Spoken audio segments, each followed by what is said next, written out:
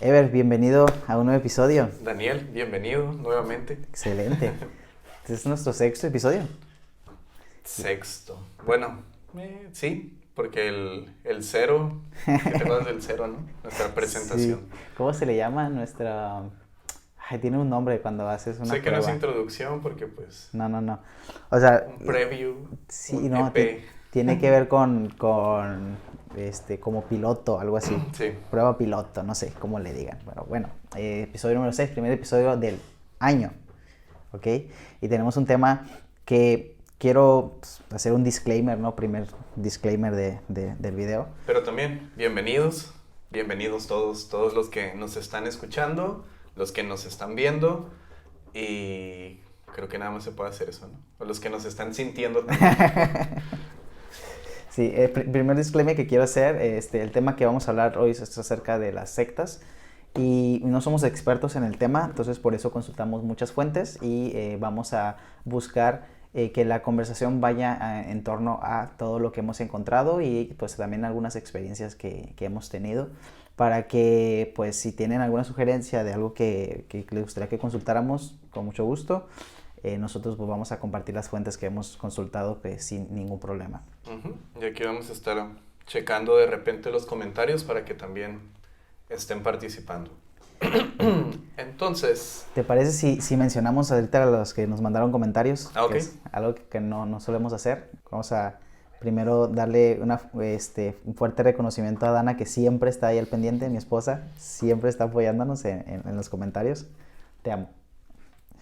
Y también ahí está mi mamá, se conecta, creo que no sé si es la primera o segunda vez que se conecta. Nos mandó un saludo, ahorita está allá en Mazatlán, Órale. GPI. Ya sé. Un saludo a mi madre querida. Y pues a los que se vayan conectando más adelante, esperamos que nos dejen sus preguntas, que nos dejen sus comentarios y sus críticas para irlas deconstruyendo también aquí en la discusión. De esto se trata. Excelente. Bueno, yo creo que inicio con la definición que encontré en la RAE, Real Academia Española. Ok. Doctrina religiosa o ideológica que se aparta de lo que se considera ortodoxo. Rechazan que una secta se equipare a una religión. Comunidad cerrada que promueve o aparenta promover fines de carácter espiritual en la que los maestros ejercen un poder absoluto sobre los adeptos. Estas dos. ¿Qué te causa más sentido a ti de las dos definiciones? ¿Qué rescatas de una de las dos, una sola? Es que las dos las he escuchado siendo utilizadas por diferentes personas en diferentes contextos. Así que las dos, es que como las dos realmente las he visto y escuchado, es como, tienen sentido para mí las dos. Ok. Lo que a mí me causa más sentido, ahorita tú mencionaste, ¿puedes volver a leer la primera? Doctrina religiosa o ideológica que se aparta de lo que se considera ortodoxo. Cuando hablas de ortodoxo, bueno, la descripción dice ortodoxo, ¿a qué se refiere con la palabra ortodoxo? Porque a lo mejor mucha gente no sabe, pero existe los cristianos ortodoxos.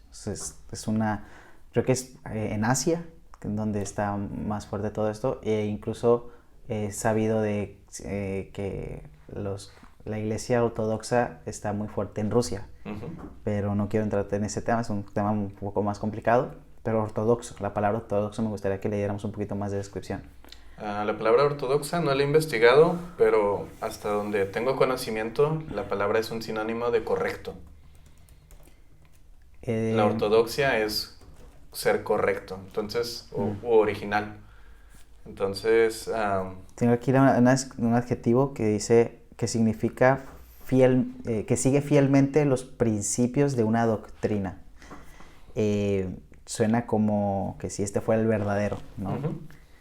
Vale. Mencionaste en la descripción, ¿no? Una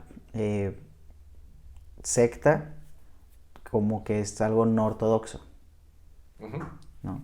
Es decir, si alguien te dice esto es lo que está más acercado a la doctrina, no es ortodoxo, por lo tanto podría ser principios de una secta o una característica de una secta, ¿no? muy difícil definir qué es una secta 100%, primero porque ese punto que te acabo de decir es completamente subjetivo. No hay ninguna persona que te pueda decir que es ortodoxo y que no, sin rango de equivocación. Es decir, ¿quién sabe qué significa ser fiel a los principios doctrinales? Pues vas a decir, bueno, pues hay ciertas doctrinas. Y ahí es donde entramos en los debates. ¿Cuáles doctrinas? ¿Por qué adoptas esta y no la otra? Se empieza a complicar un poquito la definición. Si nos acercamos mucho a la palabra ortodoxo, termina siendo al final una descripción que parece objetiva. O sea, eres o no eres ortodoxo, pero ¿qué significa ser ortodoxo? Termina siendo algo subjetivo.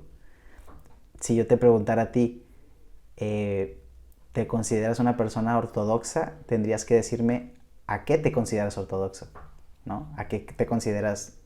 ¿A qué doctrina le eres fiel? Sería la pregunta un poco más extraña, ¿no? Yo creo que nunca me han hecho la pregunta de si me considero ortodoxo, pero sí me han preguntado en qué creo. Vale la pena preguntarse en qué creemos para saber entonces si estamos o no, si cumplimos con esa característica de participar en una secta. La segunda definición, ¿la puedes volver a repetir? Comunidad cerrada que promueve o aparenta promover fines de carácter espiritual en la que los maestros ejercen un poder absoluto sobre los adeptos. Cerrado, promover y poder absoluto. Son tres cosas que me gustaría ahorita analizar en otra definición, según el modelo de Veit, de lo que es una secta. Pero esas tres cosas no son necesariamente algo malo dentro del punto de vista de la definición. ¿Ok? No quiero dar mi opinión sobre si es malo o es bueno, pero dentro de la definición que tú acabas de dar, que alguien tenga un poder absoluto, yo creo que es peligroso, mas no necesariamente malo. Porque la mayoría de personas, me ha tocado que la mayoría de personas suelen escuchar la palabra secta y dicen, oh, es algo satánico, es algo malvado, pero literalmente hay de todo. Claro. Yo te digo a ti, por ejemplo, te quiero preguntar, si te invitaran a participar en una secta, sí. Ahí te va la pregunta, y te dijeran, si entras ya no puedes salir, ¿tú qué harías? Bueno, eso tiene que ver tuve que haber investigado la secta. Claro. La concepción que tienen acerca del mundo, las personas, los cercanos. Y si si en mi perspectiva me afecta de forma negativa en mi entorno, no voy a estar ahí. No. Pero si es una secta que no afecta negativamente mi entorno, de mi forma en la que veo las cosas, pues ahí voy a pertenecer. No tengo problema. Tiene que ver mucho con tus límites, ¿no? O sea, al final de cuentas tiene que ver con tus límites y no con que sea bueno o sea malo. Pero también ahorita hablamos un poquito más de las experiencias, pero también tiene que ver con los límites de los demás, porque a veces solo respetamos nuestros límites y pertenecer a lo mejor a algún grupo le falta a la integridad de otras personas. Es una falta a la integridad de otras personas. Si yo tengo que someter a alguien a algo que no quiere hacer, estoy faltando a la integridad de otra persona. Entonces, eso no tiene que ver con sectas, tiene que ver con respetar la individualidad de cada persona. Y todos hemos sido en algún momento tentados a faltarle a la individualidad de otra persona. ¿En qué aspecto? No sé, a lo mejor cuando tú le quieres quitar algo a alguien que es de esa persona, o sea, la propiedad privada, o que cuando tú a lo mejor quieres ganar en una discusión simplemente por ganar y no tienes los argumentos, pero inventas cosas, ¿no? Y faltas a la integridad de otra persona. Son cosas que siempre vamos a pensar que nosotros no estamos haciendo nada malo, ¿no? Y que somos víctimas. Si somos partícipes de algo malo, pero creo que ya habíamos hablado de las responsabilidades. Vamos a entrar un poquito más en profundidad sobre el concepto de secta, ¿ok? Entonces, habías dicho tres cosas que yo resalté en la segunda definición. La primera tiene que ver con la creencia. La segunda tiene que ver con no estoy seguro si es el orden, simplemente estoy diciendo tres, que sea un grupo cerrado. Y la tercera, el poder absoluto de ciertos personajes. Investigando un poquito, pues mi esposa escucha diferentes programas en redes, podcasts, diferentes medios. Ella encontró un podcast que se llama, ¿cómo se llama? Salí de una secta. Iba a decir, me escapé de una secta. Salí de una secta. Básicamente, se escaparon. Pues sobrevivieron, no sé cómo decirlo, es muy interesante. Y yo no soy consumidor constante del podcast, pero me parece muy interesante porque toca temas, experiencias reales, ¿ok? No voy a decir si tienen o no tienen razón en ciertos temas, porque la realidad, o sea, lo que consta es que ellas vivieron esas experiencias. Y tú puedes decir, pero no te consta. O sea, no me consta nada en la vida entonces, más que lo que yo he vivido, y ni siquiera. No se trata de eso. Se trata de que ellas cuentan su experiencia y tienen esa valentía de contar esa experiencia. Y lo que tenemos nosotros para investigar, ellas lo comparten. Sí me ha tocado escuchar en algunos puntos que pues a lo mejor no tienen, digamos, todas las respuestas, ¿no?, para explicar lo que ellas vivieron, pero lo explican desde su punto de vista, desde su experiencia. Esto no lo hace menos válido, al contrario. Si tú cuentas algo desde tu experiencia, tienes completa certitud de que estás contando tu versión, porque ya hay muchas otras versiones donde todos se defienden y nadie hizo nada malo, ¿no? Y es bueno escuchar esas experiencias. Que lo triste, voy a decir, de estas experiencias que he escuchado, es que no son excepciones, ¿ok? A veces ciertas experiencias son excepciones. Sí. Es que a ti te pasó. Es que a mí no me ha pasado. Y pensamos que como a nosotros no nos ha pasado, la regla es que no te traten mal en una secta, no abusen de ti o no te intenten dañar, como dijimos ahorita, ¿no? De que abusen de tu integridad. Y empecé a investigar un poquito y resulta que Salí de una secta habla sobre, ellas lo mencionan así, corrígeme si me equivoco, pero ellos hablan de la luz del mundo como una secta. No, la religión es una secta para ellas, ¿ok? O sea, la luz del mundo es una secta para ellos, ¿sí? No dicen si todas las religiones, hasta donde yo sé, pero está muy interesante porque a veces traen expertos al canal y hablan de los diferentes temas que existen alrededor de esto. ¿Por qué menciono todo esto? Resulta que en uno de los episodios, ella, una de las que hablan en el podcast, si me puedes ayudar a buscar el nombre porque no me acuerdo cómo se llama, ahorita para mencionarla. Ella menciona un libro de que otra persona compartió un video que salió de otra persona que salió de los Testigos de Jehová, y lo menciona como que los Testigos de Jehová es otra secta. Sí.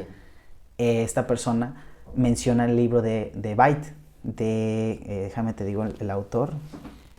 El nombre de ella es Nahos World. Es el Instagram que tiene. Ajá. Nahos World. Perfecto. Y pueden buscar en Salí de una secta y van a encontrar toda la información en redes sociales. Steven Hassan escribió un modelo que le llamó Byte, que es un esquema desarrollado pues por él para investigar los cultos. Cultos, entendamos culto como gente que se reúne. Sí. ¿Okay? Y comprender cómo funciona el control psicológico en una secta. ¿Okay? El modelo se divide en 3 categorías. Primero, control de la información, o sea, la manipulación de la información para limitar el acceso a la información que podría ser crítica del grupo. O sea, si alguien se entera de esto, nuestro grupo puede estar comprometido. El otro concepto, control psicológico, es la manipulación de las creencias, emociones y comportamientos de los miembros del grupo. Básicamente, que si te sientes así, estás bien; si te sientes así, estás mal. Cosas por el estilo. Estoy parafraseando, ¿no? Y el control de comportamiento, el control sobre cómo los miembros del grupo deben comportarse y cómo interactuar con el mundo exterior. Y énfasis en exterior, porque suelen ser las sectas herméticas. Tú ahorita mencionaste, bueno, si me dejan ser partícipe. Si te dejan ser partícipe de manera opcional, podría ser que no sea una secta. Si te obligan a ser partícipe, posiblemente es una secta. Yo no estoy afirmando nada, pero es un punto que podemos tratar o desarrollar más adelante. Según este modelo, una secta es un grupo o movimiento que utiliza tácticas de control psicológico para manipular, controlar y guiar las creencias y comportamientos de sus miembros y aislarlos de personas y pensamientos exteriores al grupo. Cuando esta persona habla sobre el modelo, lo empiezo a investigar, resulta que hay un libro donde se habla del modelo de Byte y se enfoca mucho en cómo es peligroso que las sectas funcionen de esta manera para la sociedad. ¿Por qué es peligroso? Primero, porque se enfocan mucho en limitar la información y hoy en día el acceso a la información abierta, libre, en internet, todo eso, es un superpoder. Sí. O sea, literal, tú tienes ahí un teléfono donde puedes investigar prácticamente lo que sea. No sé si tú lo sabías, pero en China no tienen internet, ¿sí? En Corea del Norte no tienen internet. Y la gente va a decir, pero pues ¿cómo le hacen para vivir? Si existe TikTok, si existe Didi, son aplicaciones chinas. Si existe TikTok versión China y existe TikTok versión resto del mundo. En India ya lo prohibieron TikTok, no sé si lo sabías. Pues van a sacar una nueva versión de TikTok para India. Existe Didi para China y Didi para el resto del mundo. Y entonces, ¿cómo se conectan los chinos? Bueno, pues tienen como su propia red local, ¿no? Así como tienes un router en tu casa, pues en todo el país tiene una red que no te permite salir del país. O sea, podría salir del país a través de ciertas tecnologías que no voy a mencionar porque pues no se trata de esto el canal. ¿Y por qué menciono todo esto? Porque cuando la información es restringida a ciertas personas, uno podría decir que están manipulando la información, entonces tienes poder sobre la gente. Esto nos puede llevar hasta hablar de gobiernos y hablar de que México tiene cierta información y la policía y un tema muy largo. Mencioné China, pero esto sucede en todo el mundo. Todo el mundo se bloquea la información de alguna manera, pero hay maneras también de desbloquearla. Entonces, cuando alguien te está prohibiendo tener acceso a cierta información, habría que preguntarse, ¿pero por qué no quieren que sepas esto? ¿En qué te afecta no saberlo? Yo te pregunto, por ejemplo, Ever, cuando se trata de información, ¿tú cómo investigas tu información? Todo lo que a ti te gusta saber, si tienes algo una duda, ¿cómo investigas? Ok, por ejemplo, no sé, digamos una duda bíblica, es como veo el versículo, utilizo la app que tengo que se llama My Bible, mi Biblia, y veo los comentarios, porque hay comentarios acerca del versículo y los veo. Y si me llama mucho la atención, busco un libro, no sé, de algún autor teológico o de un erudito. Entonces, así es como empiezo mi investigación. O veo en Wikipedia. Primero utilizo Wikipedia, que es lo más fácil. Y de repente ya veo las fuentes y empiezo a buscar el tipo de personas que saben sobre eso. Y así empiezo a agrandar la información acerca de eso.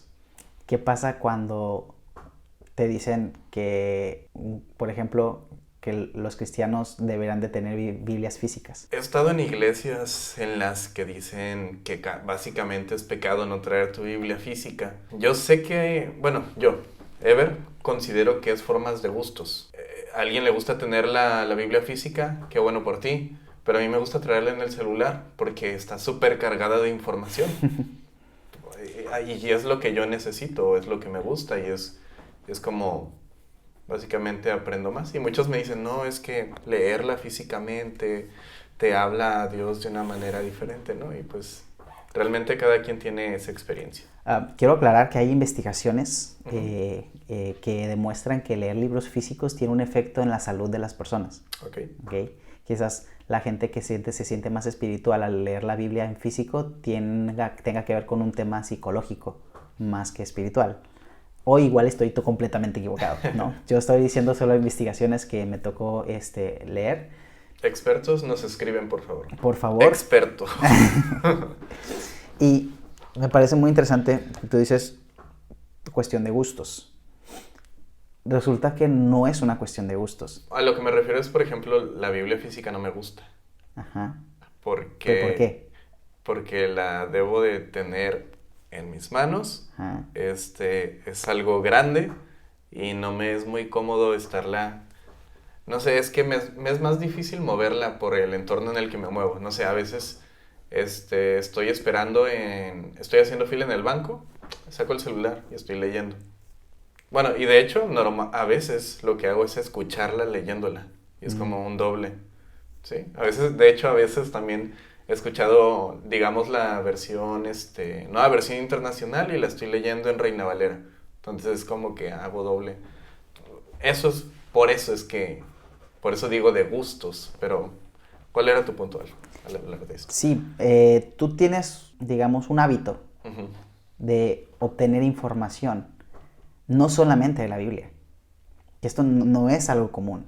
Va a haber inclusive personas que te van a decir que deberías de solo leer la Biblia, que leer otros libros de autores cristianos también está mal.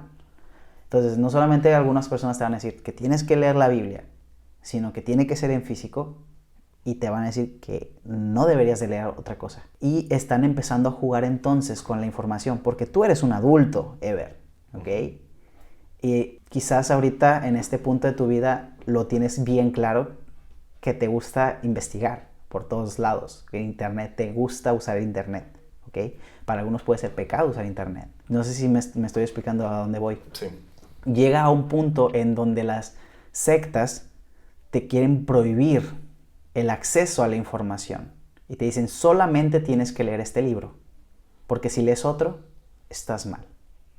Y si buscas por tu parte, estás mal. A mi cabeza se me está viniendo un montón de iglesias. ¿Ok? Que me estás... Menciónalas. No, está bien. Entonces, el concepto de información es muy ambiguo para mucha gente, pero quiero aclararlo así lo más fácil que se puede entender. Información es historias, cómo se cuentan las historias. Si tú conoces una versión de la historia, no significa que no existan otras. Entonces, si tú eres una persona que solo lee la Biblia, bien por ti. Solamente quiero decirte que te estás perdiendo de otra parte de la historia. Si eres una persona que solo lee el Corán, bien por ti. Pero quiero decirte que te estás saltando otra parte de la historia. Si eres una persona que lee la Biblia y el Corán, bien por ti. Pero te estás saltando otra parte de la historia. Entonces vamos a decir, ¿y cuántas partes existen? Y es ahí en donde está la parte divertida. Hay tanta información, tantas historias disponibles, que cuando te quedas con una sola, corres el riesgo de ser manipulado por las personas que cuentan la historia. Porque tú puedes creer que esa historia que te contaron cuando eras un niño sigue siendo verdad ahora que eres adulto. El problema con no cuestionarlo es que a veces vas a tener que tomar decisiones basadas en la historia que te contaron. Me acabo de acordar creo que fue el segundo episodio que tuvimos donde hablamos acerca de cuando fui con la Iglesia de los Santos de los Últimos Días. Okay. Que hablamos de la interpretación que tienen acerca de los espíritus encarcelados, ¿no? Y yo creo que ahí mismo lo mencioné, pero básicamente para confirmar su interpretación, pues Dios le reveló a uno de sus profetas de que su familia le dijo, todo bien.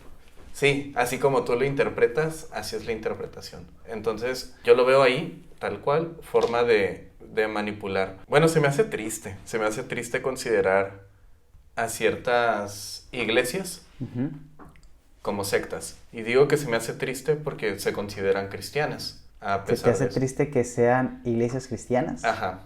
Ok. Vamos entonces, para ser más justos, con la información que estamos dando, ¿cuál es el concepto de iglesia que tenemos? ¿Quieres empezar tú? Para ti, ¿qué es una iglesia? No vamos a hablar de religión, ¿qué es una iglesia?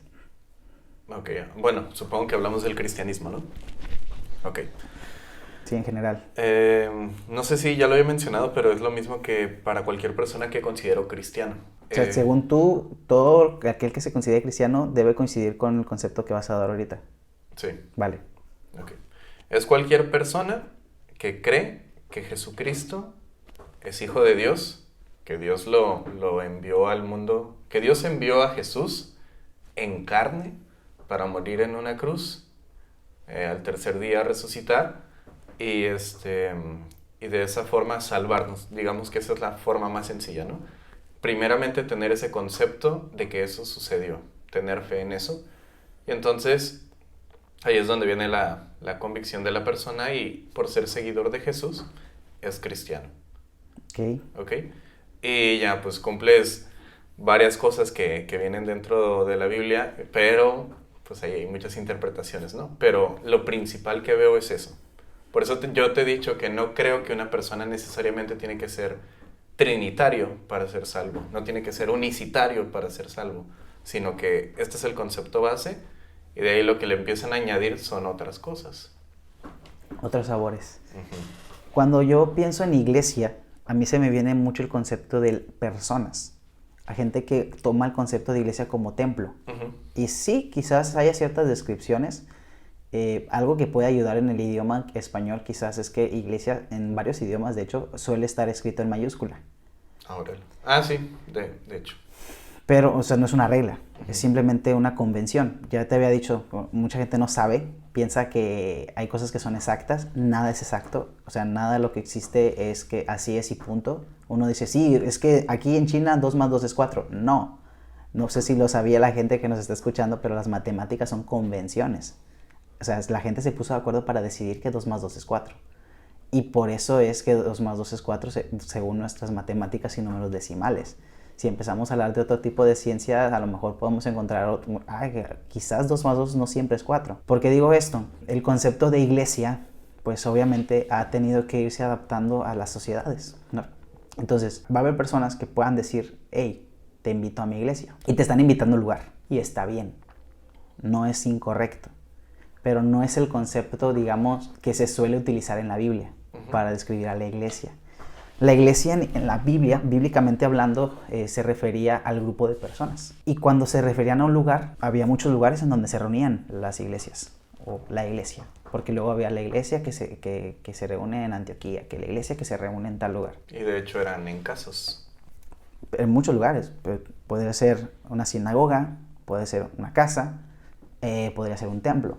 ¿Por qué en casas? Bueno, aunque, si hablamos de la Biblia no había templos cristianos y tampoco podían hacer sus reuniones dentro de una sinagoga, porque como eran una secta de los judíos, el cristianismo, por eso Lo que sí sabemos es que no había una infraestructura específica o definida. Infraestructura, quiero decir, edificios construidos con el único propósito de reunir cristianos, según los tiempos que están descritos en la Biblia. Después se fueron desarrollando, seguramente. Eso no me queda ninguna duda. No sé cuál sea el templo católico más antiguo en el mundo, quién sabe. Si alguien tiene el concepto, que estaría bien que nos lo comparta. Creo que es del siglo II o III. Del siglo III, me parece. Imagínate, 300 años después de Cristo aproximadamente. 250 años después de Cristo, más o menos. Ok. Estamos hablando de cerca de la época en donde decidieron que todos los romanos eran cristianos. No, eso pasó como 100 años después. Pasó como los 350. Bueno, es que dijiste iglesia católica. Es que la iglesia católica es antes de la iglesia católica romana. Ya, yo creo que ese es otro concepto, ¿no?, que tenemos que definir. La iglesia cristiana apostólica romana. Vale, como no vamos a meternos mucho en el detalle del surgimiento de la iglesia católica, que estaría bien para algún episodio hablar de esto, empezar a hablar de los orígenes de ciertas religiones, estaría súper bien. Me gustaría que nos dejen en los comentarios cuál sería como la religión con la que quieren que empiecen. A mí me gustaría empezar con el cristianismo, pero pues podemos empezar con la que más quiera la gente. No sé si hay que mencionar lo de Pablo. Sí, si quieres. En el libro de Hechos, capítulo 24, versículo 5, Nueva Traducción Viviente dice: hemos descubierto que este hombre es un alborotador que constantemente provoca disturbios entre los judíos por todo el mundo. Es un cabecilla de la secta conocida como los nazarenos. Aquí, a lo que entiendo y a lo que se ve, más que nada, voy a leer lo que escribí acerca de eso. Sí, dale. Lo que pasa es que este versículo lo encontré viendo un video acerca de sectas. Y lo que reflexioné es que hay algunos cristianos que establecen que hay ciertas denominaciones que deben ser consideradas sectas. Otra vez, ciertas denominaciones deben ser consideradas sectas cristianas, ¿ok? Porque no creen, según ellos, las verdades fundamentales. En un video que vi en YouTube mencionaban eso que acabo de decir y citaron 1 de Juan 4:2. Y les voy a leer esta versión, la Nueva Traducción Viviente también dice: esta es la manera en que sabremos si tienen o no el Espíritu de Dios. Si una persona que afirma ser profeta reconoce que Jesucristo vino en cuerpo humano, esa persona tiene el Espíritu de Dios. Usaron este versículo en un video y la argumentación del video que miré dice, además lo he visto en varios teólogos, en varios apologistas y pastores, dicen que si alguien no cree en la Trinidad, no es de Dios. Ok. O sea que los no trinitarios son sectarios, ¿ok? Ok. Pero en este versículo, si lo lees, solo está contradiciendo a una, bueno, si investigas un poco, si se investiga un poco, solo está contradiciendo una idea que estaba siendo popular en ese momento. Algunos cristianos decían que la materia era mala, tan mala que Jesús no pudo haberse humanado. Una encarnación real no era totalmente posible. Así que por ello Juan nos dice que negar la encarnación de Jesús era contradecir el cristianismo. Y no tiene nada que ver con creer que si Jesús es Dios o no. Entonces, suelen hacer esto diferentes iglesias cristianas, pastores, dicen, no es que no crees en la Trinidad, entonces eres una secta. Los unicitarios dicen, es que no crees en la unicidad, eres una secta. Los arrianos, o sea, los que creen que Jesús solo es hijo de Dios y no es Dios, todas las demás son sectas porque no creen esa verdad fundamental dentro del cristianismo. ¿Sí me expliqué? Claro que sí. Y quiero añadir... Perdón. Sí, dale. Y hablando también, si se dan cuenta, a Pablo le dijeron que era cabecilla de los nazarenos. Además de ser llamados cristianos, también a los seguidores de Jesús se les llamaba nazarenos porque eran seguidores de ese nazareno. Nada más para aclarar. Y no lo tengo aquí, pero según varias investigaciones, algunos están de acuerdo, algunos no, pero dicen que los nazarenos eran un tipo de judíos cristianos que estaban de acuerdo con la ley, pero eran seguidores de Jesús. Okay. Ajá, te digo, hay varios historiadores que están de acuerdo y hay otros que no, con eso. Es que de verdad es muy complicado tener una línea del cristianismo desde la Biblia. Hay varias líneas que ahí mismo Pablo menciona y diferentes autores de varios libros de la Biblia también mencionan. Algo que creo que es muy importante, ¿qué te puede afectar pertenecer a una secta? ¿En qué te puede afectar? Después, ¿qué afecta a otros? Creo que lo habíamos mencionado al principio. Uh-huh. Porque si tú necesitas que la línea del cristianismo esté bien definida, yo creo que te estás buscando una decepción muy grande, porque no hay una religión que tenga una línea bien definida. Por eso existen, pues, las sectas, o por eso existen, digamos, las asociaciones religiosas o los grupos religiosos, el nombre que le quieras poner encima de tu estructura eclesiástica o religiosa. Porque la religión y las estructuras religiosas no son lo mismo. ¿Por qué hago este énfasis? Porque tú dijiste algo, creo que es un punto en donde mucha gente no se pone de acuerdo. Y es, si tú no crees lo que yo creo, eres una secta. No eres ortodoxo como yo, no eres de sana doctrina como yo. Entonces, volvemos al mismo punto. Es un concepto demasiado ambiguo que tiende a parecer objetivo. Es decir, ortodoxo es ser fiel. La pregunta es, ¿fiel a qué? Y ahí se empieza a difuminar la línea entre ser un religioso o ser de una secta. Cuando hablamos de religión, nos referimos a un sistema de creencias. Uh-huh. ¿Okay? Tiene que ver con doctrina, no necesariamente con disciplina. ¿Lo leo? Adelante. Conjunto de creencias religiosas, de normas de comportamiento y de ceremonias de oración o sacrificio que son propias de un determinado grupo humano y con las que el creyente reconoce una relación con la divinidad, un dios o varios dioses. Cuando pensamos en una secta, muchas veces se nos viene a la mente algo negativo, algo extremista, ¿no? Y creo que es muy importante que tomemos en cuenta por qué existen las sectas, principalmente, y después qué repercusiones tiene que existan, porque hemos sabido que las personas por fe, por creer en algo, terminan haciendo cosas que si no creyeran en lo que creen, quizás no hubieran hecho. Voy a ser muy explícito, la gente que mata en nombre de Dios. Esto desde siempre ha existido, que existen las creencias en Dios, en cualquier Dios. Matar en nombre de Dios. Literalmente cualquier Dios. Sí, matar en nombre de Dios. Y luego tú puedes decir, bueno, entonces eso está mal, matar en nombre de Dios. Y hay unos que te van a decir, pero es que si Dios me lo pidió, no. Como, cuando voy a decirlo, ¿no? Hay un meme por ahí, una niña que le pregunta a su mamá, si Dios te pidiera que me sacrificaras. Y la mamá se queda así como muy seria. Y la niña se asusta. A ver, espérate. Y dice, Dios no me va a pedir eso. No, pero si Dios te lo pidiera. Y la mamá se queda, y la niña se empieza a asustar porque dice, no puede ser, mi mamá me sacrificaría si Dios se lo pidiera. Dice, no, pero es que Dios no me va a pedir eso. No, decimos. Y yo me pregunto, pues a lo mejor tu Dios no, pero el Dios de otra persona, a lo mejor sí se lo pide. Y empezamos a hablar de conceptos de dioses, ¿no? Sí. Porque cada persona puede tener un concepto diferente de quién es Dios, quién le está hablando y cómo le está hablando. Unos te van a decir que a través de la Biblia y otros te van a decir a través de las voces que escuchan en su cabeza. No sé si viste una película, no recuerdo el nombre, pero era un matemático hindú o indio. Estaba en Netflix o está, no sé, todavía. Pero el punto es de que él resolvía ciertas operaciones matemáticas muy rápido. Y todos y le preguntaban, él era de la India, pero creo que está en otro país, estudiando. Y el punto es de que le preguntaban los profesores o los maestros o los doctores en este tipo de materia, que cómo le hacía, que se hacía trampa. Y dice, no, es que mi diosa me susurra las respuestas. Y, o sea, él en en cómo nos pone en la película, se nota que él decía la verdad. Y por decir, decía la verdad es que él estaba convencido. Estar convencido. Uh-huh. Exactamente.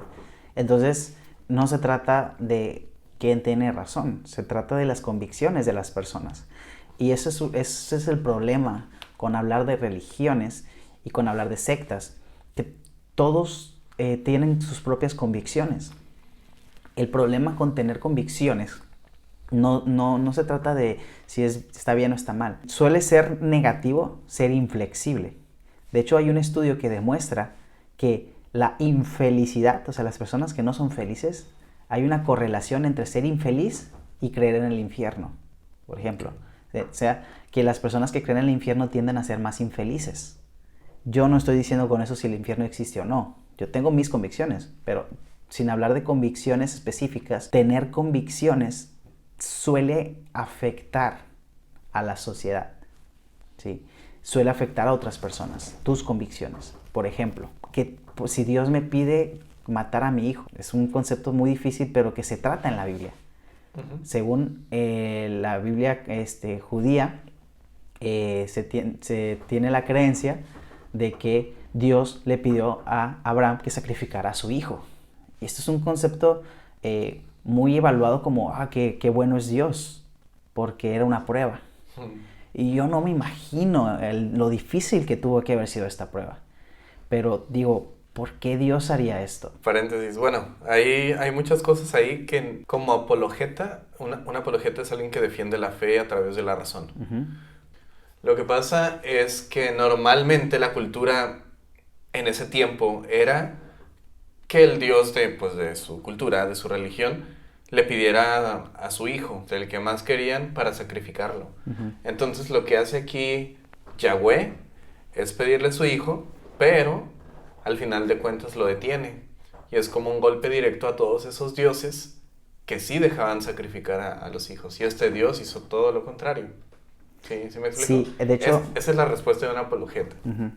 De hecho, en la culturas antiguas, el sacrificio de animales tenía el simbolismo de que, por ejemplo, sacrificaban una vaca y la partían a la mitad, digamos una vaca de aquellos tiempos, y el significado del sacrificio era como, vamos a hacer un pacto, quien no cumpla con el pacto, que muera sacrificado como esta vaca. Entonces, digamos que la manera en la que se cree que Dios quería interactuar con el pueblo en aquel entonces, tomando sus costumbres y modificándolas en un punto drástico, ¿no? Es decir, tú sabes que las culturas hacen esto, sacrificios humanos. Bueno, pues yo te digo que en lugar de tomar humanos voy a tomar animales, uh-huh. ¿no? Y el concepto de la expiación, de que proveyó un cabrito, que proveyó todo este concepto de la expiación de los pecados, es la justificación de que efectivamente Dios pidió algo pues que dentro del punto de vista en cualquier época sería algo cruel, pero era algo necesario según las culturas, y pues para Dios no era necesario, ¿no? Según el Dios de Abraham, no era necesario que sacrificara a su hijo. Abraham no lo sabía, y es ahí donde está el punto. Sí, porque según la historia bíblica en Génesis, está como que viene de un país o de una región en la que se adoran dioses, y de repente se le presenta un Dios que le dice: te voy a hacer el más grande, tu familia va a bendecir a otras familias, a todas las familias del mundo. Entonces, aquí vemos la transición de este hombre, ¿no? Y bueno, ahorita lo que estabas diciendo de cómo habrá sentido, algo así dijiste, uh-huh. ¿Cómo se habrá sentido? Lo leí en una página hebrea o que enseñan hebreo, El punto es de que más o menos lo que recuerdo es que yo no le había puesto atención, pero a partir de ese capítulo donde Ujú. Abraham casi sacrifica a su hijo, en los siguientes capítulos no se menciona a Isaac hasta cuando se va a casar. Que dicen que es probable que se haya enojado con su papá, pero sí, ahorita que dijiste cómo se habrá sentido, entonces existe una probabilidad, y te lo digo, lo leí en una página que enseña en hebreo bíblico. Yo, si fuera Isaac, ¿no? No tengo buenas experiencias con mi padre, ¿no? Pero digamos que no lo hubiera tomado como algo bueno, que pusiera a su Dios antes que a mí, ¿no? Y eso creo que es un punto muy importante a tomar en cuenta. Por ejemplo, quiero hablar de un versículo muy controversial, que muchos cristianos creen que tienen 100% la seguridad de qué significa, pero como cualquier versículo en la Biblia se puede tomar diferentes interpretaciones. Hay unos que son hechos, pero aún los hechos dependen de la historia quién lo cuenta. Hay un pasaje en la Biblia que habla sobre Josué, el cual básicamente era como un jefe del pueblo de Israel cuando estaban ya llegando a la tierra prometida, conquistando, todas estas cosas, ¿no? Si no me equivoco, el versículo de "pero yo y mi casa". Es el que mencionaste. Lo mencioné en alguna ocasión, ¿verdad? En Halloween. Ajá. Josué 24:15, lo voy a volver a leer. Pero mi casa y yo serviremos al Señor. Sí, lo voy a leer en la traducción de Eugenio, que es la que más utilizo. Dice Josué: si no quieren serle obedientes a Dios, ¿sí? Está hablando de Jehová, Yahweh, como quieras llamarle, el yo soy, el Dios de los hebreos, decidan hoy a quién van a dedicar su vida. Tendrán que elegir entre los dioses a quienes sus antepasados adoraron en Mesopotamia, pues una región, ¿no?, entre ríos, y los dioses de los amorreos, que es la tierra prometida. Donde estaban los amorreos era la tierra prometida, en cuyo territorio ustedes viven ahora. Pero mi familia y yo hemos decidido dedicar nuestra vida a nuestro Dios. La opinión popular te dice que Josué decidió por su familia, que la familia se sujetó a Josué y que la esposa, los hijos, todos no tenían opción porque se hacía lo que Josué decidió creer. Esto tiene una prueba, digamos, de que en aquellos tiempos se tomaba mucho más en cuenta el patriarcado y se creía lo que, digamos, el hombre creía, ¿no? Pero esto no es del todo cierto. Sabemos desde el principio que Abraham tenía su forma de creer y que Sara tenía otra forma de creer muy distinta. Y que el mismo Dios tuvo que tratar de convencer a Sara, ¿sí? Porque Abraham tenía fe en Dios. Una fe quizás un tanto ciega, una fe quizás enfermiza para Sara. La fe de Abraham dañaba a Sara, porque ella no creía que Dios le fuera a dar un hijo. Entonces, en la, digamos, debilidad de Sara, toma a Abraham en su debilidad, y en ambos, y me refiero a debilidad no en la falta de fe, sino más bien en sus convicciones, ¿ok? No quiero decir que el que no tiene fe es débil, me refiero a que todos somos débiles porque todos tenemos ciertas convicciones. Sara tenía sus convicciones y Abraham tenía otras convicciones. Al final ambos se ponen de acuerdo, cada quien con sus convicciones, tienen otro hijo en acuerdo mutuo y después ya no era acuerdo mutuo, ¿no? Otro hijo fuera del matrimonio. Según la Biblia menciona que es Sara la que da la idea. O sea, yo digo, que tu esposa te proponga eso, dices tú, pues, ¿qué convicciones tenía Abraham también? No que era muy, yo solo le creo a Dios. Es que, bueno, hablando de una contextualización, se supone que era normal que la sierva de la esposa podría ser... La concubina y todos esos conceptos, o sea, como... Sí, no, pero es que no era su concubina, no fue su concubina en sí. Porque era su esclava. Ajá, porque era la esclava de la esposa y se hacía lo que la esposa decía. Y como la esposa lo mandó, bueno, la mandó a ella a que sucediera, sucedió. O sea, yo entiendo que el concepto histórico, ajá, el contexto histórico es diferente. Pero se entiende lo que intentas decir. Básicamente, las creencias, ¿no?, de Abraham eran muy diferentes a las de Sara y también tenían que ponerse de acuerdo en qué iban a creer. Y Abraham cambiaba de opinión. Aquí nos presentan a un Josué que parecía que había tomado una decisión por su familia, por el bien de su familia, puedes decirlo como quieras. Cuando leo este versículo en varias versiones me topo con esto, que hay un y en la frase. Yo y mi familia, yo y mi casa, o mi familia y yo. No hay un he decidido, no es un como yo digo, sino hay un acuerdo de ambas partes en servir o dedicar su vida a Dios. La opinión popular te va a decir, tú eres el hombre, tú tienes que decir qué debe de creer tu familia.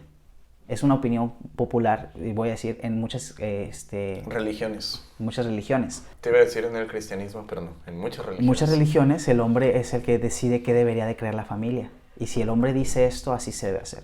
Pero luego lo llevan más al extremo. Si una persona a la que le dicen de tal posición, tal puesto de poder, él decide por ti. Entonces no solamente a veces le dan poder al hombre, sino que a veces le dan poder a un hombre. A veces son varios, pero es todavía más peligroso cuando es uno solo. ¿Y por qué digo peligroso? Bueno, pues por lo mismo que estábamos hablando. ¿Qué pasa cuando ese hombre quiere sacrificar a tus hijos? Y tú dices, pero eso ya no se hace. Bueno, ¿qué pasa cuando ese hombre quiere que tus hijas se casen a la fuerza con otras personas? ¿Qué pasa cuando ese hombre quiere que tus hijos hagan cosas indecentes o ilegales? ¿Qué pasa cuando ese hombre decide qué se va a hacer contigo y te maltrata, a lo mejor no físicamente, pero psicológicamente? ¿Qué pasa cuando ese hombre eres tú? Lo que no puedes permitir es que alguien te imponga cómo debería de ser la moral, porque la moral tiene que ver con sociedad y tú estás obligado como adulto a convivir con otras personas. Entonces, como estás obligado como adulto a convivir con otras personas, puede llegar al punto en que ese mismo grupo que te está diciendo, esta persona tiene poder sobre ti, esta persona decide por ti, cree por ti, porque esta persona debe de ser quien decide, llega un punto en el que para que no entiendas otra manera de pensar, te aíslan. Y bueno, esto me recuerda, yo sí estuve oyendo varias veces algunos capítulos del Salí de una secta. Okay. Y no sé si tú lo escuchaste, pero ellas mencionaban que desde chicas, o bueno, pues sí, desde niñas se les decía el apóstol, no recuerdo su nombre, pero tal apóstol, él es básicamente tu papá. Tienes que amarlo, tienes que quererlo, tienes que emocionarte, tienes que orar por él. No sé si le oran a él, no estoy seguro, pero es la figura más importante dentro de la luz del mundo. La iglesia, la luz del mundo. Entonces tenías que generar sentimientos por él. Y menciona una de ellas que en una ocasión, pues las mamás, o bueno, las personas usualmente, no sé cómo llamarle a esto, pero es que no es manipulación, es más como seguir lo que otros hacen. Como por ejemplo, un grupo de personas, unos empiezan a llorar y los otros empiezan a llorar porque ellos están llorando. Voy a aterrizar esa idea como No en el concepto del bostezo. Nadie sabe por qué bostezamos, okay. No sé si sabías, ¿no? Pero digámosle el reflejo, ¿no? De bostezar. A veces tú por ver a alguien bostezas, y esto le sucede a muchos animales. O sea, okay. No solamente a los humanos, a muchos animales. Pero esto tiene que ver quizás con un concepto de empatía, que tenemos empatía y pues si veo que alguien llora, yo también lloro y esos, okay. Digamos, nuestro cerebro suele desarrollar esa empatía simplemente por evolución, por sobrevivir, digámoslo. Y el punto es de que esta muchacha dice que cuando era niña, pues, porque ellos crecieron en la luz del mundo, que cuando era niña, pues no podía llorar, no podía desarrollar sentimientos, pero de repente, de tanto que le pedía a Dios, ella siempre veía que su mamá lloraba, y de repente ella pudo llorar, y le dijo, mamá, lloré, entonces estaba muy emocionada, porque eso estaba sucediendo. Sí. Imagínate, y a esto lo vamos a llamar manipulación psicológica. ¿A qué punto? Que tengas que llorar por alguien que ni aunque sea conoces, en la forma en la que tienes que hacerlo porque él es el apóstol. Y si no lo haces, está algo mal en ti, ¿sí? Y bueno, esa es una de las cosas que sucedieron, ¿no? Fueron creciendo y estas muchachas se dieron cuenta de que estaban en una secta. Y al tiempo se da el anuncio de que muere este apóstol. Uh-huh. Y ellas ya no estaban dentro de la luz del mundo, pero les dolió, les afectó. Y cuando están llorando es como, ¿Por qué? O sea, es increíble la afectación que tuvo toda esa guianza desde la niñez. Sí, vamos a decirlo, como toda esa instrucción, ¿sí? Ellas estaban programadas para llorar por esa persona. Y esto dices tú, bueno, pero es que por una persona, por quien sea, nosotros no, muchas veces cuando pertenecemos a un grupo religioso no nos damos cuenta que nos están programando para creer ciertas cosas. Y a veces creemos que tenemos convicciones, pero no nos hacemos preguntas suficientes. Y esto quiero aclarar, Ever, esto no siempre es culpa de las personas que desarrollan las convicciones. A veces hay víctimas en estos casos. En este caso yo a ellas, desde mi punto de vista y desde el punto de vista de ellas, pero también del punto de vista de muchos expertos, ellas fueron víctimas, así como muchas otras personas. O vuelvo a decir, a veces la regla es ser víctima. Añadiendo, murió y de repente dicen la luz del mundo que cualquier persona puede ser apóstol si va subiendo de puesto, pero da la casualidad que es su hijo, ¿no? El nuevo apóstol. Y este hijo dice, pues olvídense en pleno velorio, olvídense pues de él, porque pues yo soy el nuevo apóstol, es a mí a quien me tienen que dirigir sus sentimientos, tienen que ser felices. Y pues básicamente no se va a volver a mencionar a este hombre. Y pues varios cantos de esa iglesia son cantos para el apóstol, entonces solo cambiaron el nombre al apóstol. Entonces, al ser una niña, o bueno, no sé si era niña o adolescente en ese momento, fue como, ¿cómo? Me estaban diciendo que desde chica amara a esa persona. Y de hecho muchos creían que cuando el apóstol muriera, no era una regla, pero era algo, era una opinión regla común. Ajá, era un acuerdo común, era normal, pero no era una regla, que cuando el apóstol muriera se los iba a llevar. O sea, todos creían eso, que ya se acababa todo, si él moría, se los iba a llevar. Pero pues sucede esto. Sí. O sea, es increíble, se me hace increíble cómo estaban contando todo esto. Yo lo digo más como, es una realidad que si no lo creemos al principio, tiene que ver más con el grupo cercano que tenemos, ¿no? Porque yo vivo aquí en Tijuana y he pasado por muchas veces por templos de la luz del mundo y nunca me metí. Entonces, ¿qué pasa? Estas cosas suceden. ¿Sí sabes que la luz del mundo viene de la Iglesia Apostólica? Es una creencia y sí mis investigaciones y no es completamente cierto. Sí, o sea, tendríamos que hacer una investigación más exhausta, pero para mencionar a la Iglesia Apostólica, por ejemplo, sabemos que la Iglesia Apostólica pues viene del evento de la calle Azusa. Bueno, es que se supone que la información que no solamente escuché en los podcasts, sino que yo había leído en La Serpiente y la Paloma. ¿Sí sabes qué es La Serpiente y la Paloma? No. No, es un escrito de la Iglesia Apostólica. Ahí dice que, no sé si fue una persona o dos personas, que el punto es de que fue el primer apóstol que se salió porque Dios le dijo que tenía que restablecer. Hasta donde tengo entendido, la luz del mundo te cuenta otra historia. Es el problema de las historias, que te cuentan, cada quien tiene su versión. No te estoy diciendo que sí es o no es. Yo te estoy diciendo que sé que hay varias versiones de dónde nace la luz del mundo. Pues, una de las investigaciones que hice es que no tienen nada que ver, que son independientes, pero no me consta. Te digo, son diferentes historias de cómo nace cada iglesia.